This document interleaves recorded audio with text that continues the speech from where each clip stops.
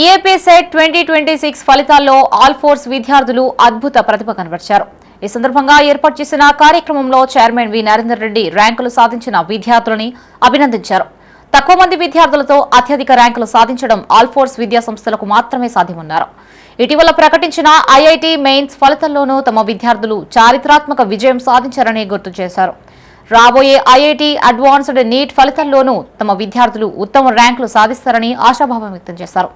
ఇందుకు కృషి చేసిన అధ్యాపకులు, సిబ్బందికి ధన్యవాదాలు తెలిపారు.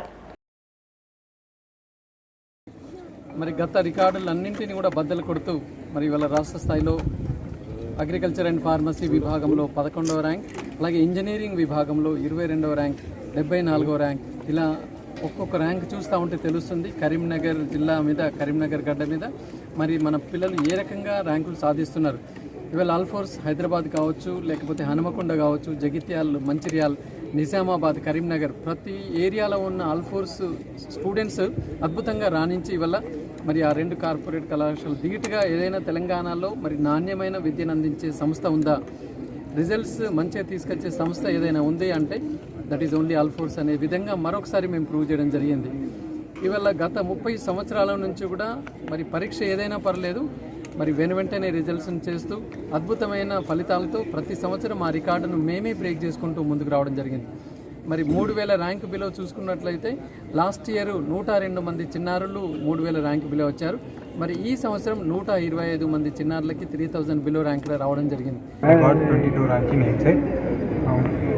My father name is Kirakari. He is a carpenter.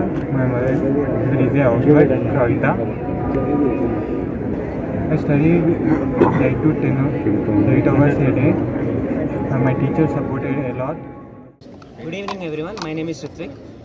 I am very happy with my rank and I want to thank my parents and my brother who were emotionally so much supportive for me, and I even want to thank our chairman sir for providing very good faculty for us to achieve this rank.